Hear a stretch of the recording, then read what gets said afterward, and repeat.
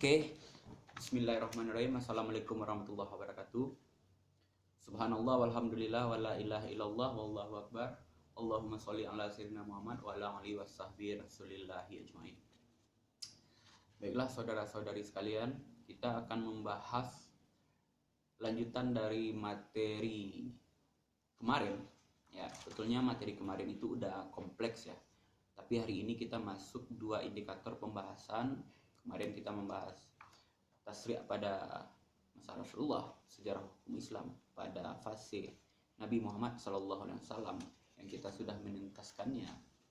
Bagaimana metode Nabi, bagaimana cara Nabi.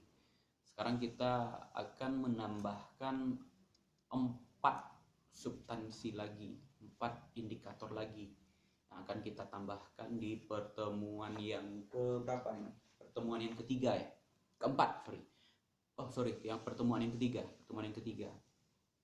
Yang akan kita bahas hari ini adalah lanjutan pembahasan tasri' pada masa Rasulullah, yaitu fenomena ijtihad pada masa Rasulullah. Oke. Indikator yang pertama, pertanyaan yang pertama, bolehkah Nabi Muhammad SAW berijtihad? Dan ini dibahas oleh umat setelahnya ya, tabi'in 1 sampai tabi'in 4 ya, bahkan sampai tabi'in 10.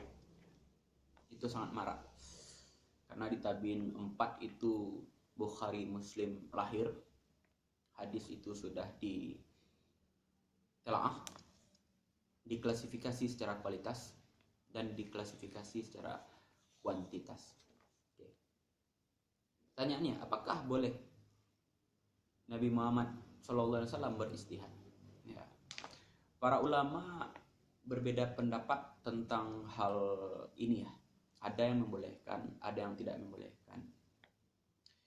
Ulama Hanafiyah itu sebagian kecil bilang Nabi tidak boleh berijtihad. Ya.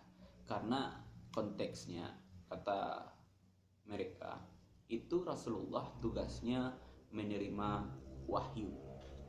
Jadi ketika ada masalah, ketika ada hal yang harus dipecahkan, jadi Rasulullah SAW hanya menunggu wahyu. Kata ulama Hanafi lagi, ketika wahyu itu tidak datang, itu dipersilahkan untuk Rasulullah berijtihad. Ya. Beliau berijtihad sendiri, dan ulama Hanafi dan sebagian lainnya itu menyebutnya dengan wahyu batin, ijtihad Nabi Muhammad Sallallahu Alaihi Wasallam tersebut. Oke, sedangkan menurut kaum muslimin yang lain, dari segi ulama usul fikih, itu Rasulullah itu bebas berijtihad secara mutlak. Jadi Rasulullah itu bebas berijtihad secara mutlak tanpa terikat menunggu wahyu. Ya, tanpa terikat menunggu wahyu. Sedangkan ulama Asy'ariyah, Mu'tazilah, dan mutakalimin atau ahli teologi atau ahli tauhid,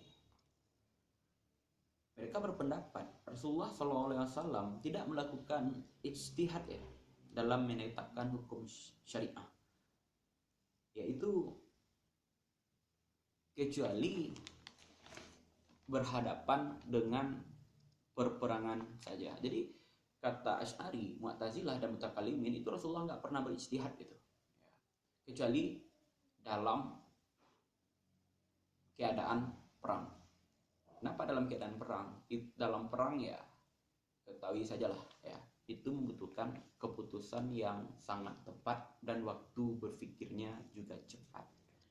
Ya, jadi itu. Mengenai contoh-contoh ijtihad, ya, contoh-contoh ijtihad dan kasasul ijtihadnya itu sudah dipaparkan minggu kemarin. Ya, jadi kita melihat literatur fase Rasulullah seperti ini, terus kita melihat analisis para ulama tentang sejarah hukum Islam pada masa Rasul. Oke. Terus kita lanjut ya.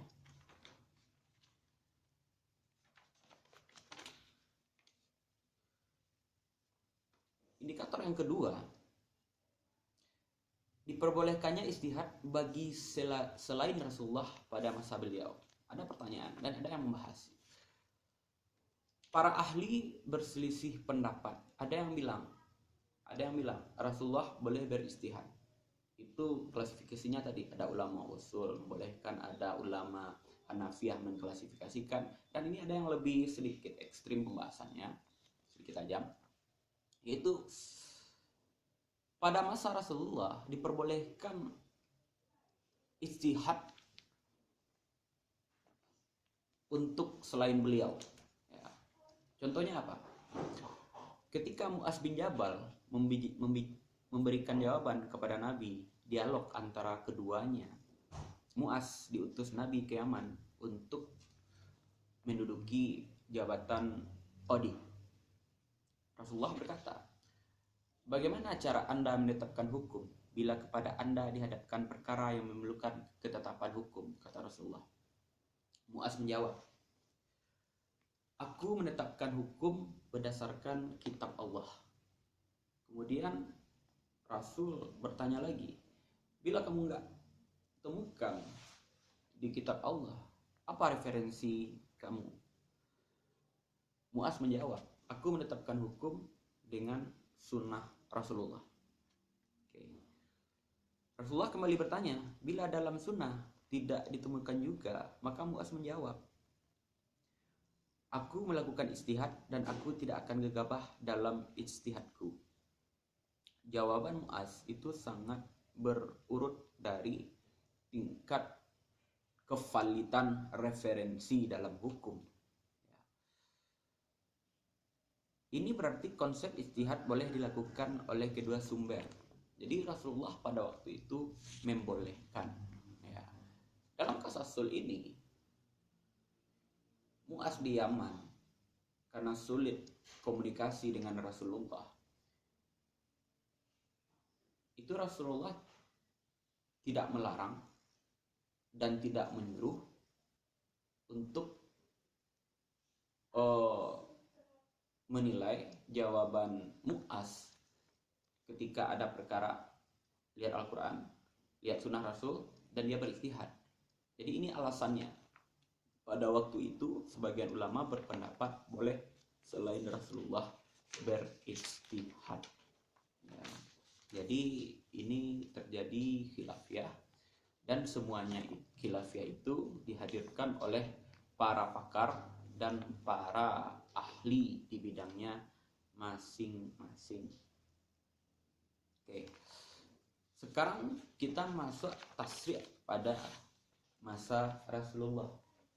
Berbicara tentang tasri', ketetapan, khilafiyah dan lain sebagainya, itu pada masa Rasulullah itu sangat aman, damai, nggak ada masalah.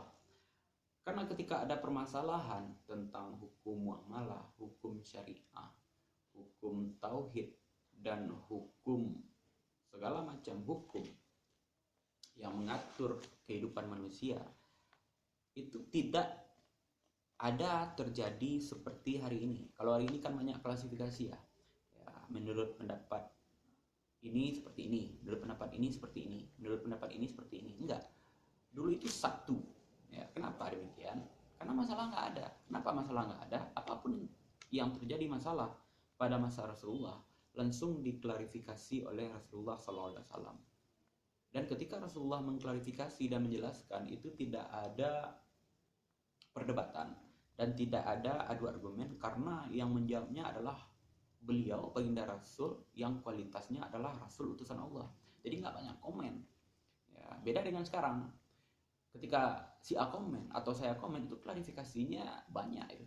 Ketika Ustadz Salafi komen, klarifikasinya ada. Ketika Ustadz B komen, ketika Ustadz ini komen, ya itu banyak perdebatan. Ya sah-sah saja itu. Al-ikhtilafu rahmah ya. Semoga perbedaan itu menjadi rahmat. Jangan sampai perbedaan itu menjadi laknat. Jadi tasya pada masa Rasulullah itu nggak ada permasalahan. permasalahan diorientasikan hanya pada bidang tutorial dan hukum tata wilayah, dan itu pun langsung dikontrol oleh para kadi-kadi di seluruh provinsi. Ketika permasalahan itu nggak selesai, itu langsung diklarifikasi oleh Rasulullah SAW. Jadi nggak ada pendapat ini, pendapat ini, pendapat ini. Oke, mungkin itu sekian lanjutan materi dari pertemuan yang kedua ya, dalam mata kuliah sejarah hukum Islam. Silakan kepada mahasiswa yang mau mengkritisi, menjawab, atau bertanya, disilakan coret-coret aja di bawah. Saya tutup dengan mengucapkan alhamdulillahirabbil alamin. Assalamualaikum warahmatullahi wabarakatuh.